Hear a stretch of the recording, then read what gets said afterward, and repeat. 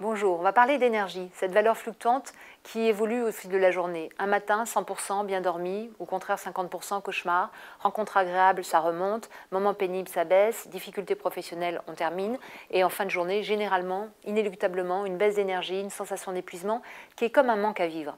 Et ça, c'est dommage. C'est pour ça que ce serait intéressant de se rappeler à mon avis, quatre petits warnings dans la journée sur l'énergie. Le premier, les 4 réflexes à avoir, serait l'auto-observation, mieux se connaître. Qu'est-ce qui vous fatigue? Qu'est-ce qui vous recharge? Bien sûr, il ne s'agit pas d'éliminer les incontournables, tâches administratives, corvées familiales, mais plutôt de comprendre à travers ces moments pénibles qui prennent l'énergie ce qui vous fatigue vraiment. Est-ce que c'est le rythme de votre entourage professionnel qui ne vous correspond pas? Est-ce que c'est simplement le contenu administratif d'une lettre à faire que vous ne comprenez pas? À partir du moment où on comprend ce qui nous fatigue, on n'est plus victime du phénomène.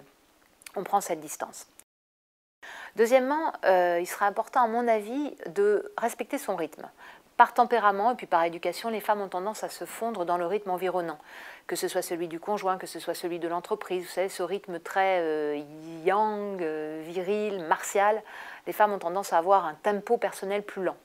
Moi, bien évidemment, loin de leur demander de se changer en dame tortue, je recommanderais peut-être de le savoir, d'en prendre conscience et d'aménager des moments off, des moments de contre-rythme, ne serait-ce que pour retrouver le tempo personnel. Enfin, le centrage, c'est la corollaire de ce qu'on vient de voir d'ailleurs. Avant toute décision, quand la myriade des choses à traiter vous épuise et donc pompe cette énergie-là, toujours s'arrêter, regarder, prendre de la distance et peut-être évaluer ce qui compte vraiment, les tenants, les aboutissants, les objectifs, de manière à avoir une vision de la solution avant même de l'exprimer. Et enfin, dernière recommandation, ce sera le ressourcement.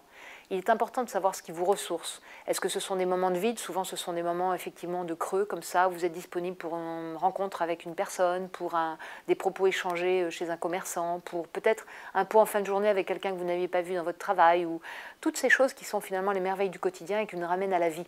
Et c'est ça, fondamentalement, qui ressource.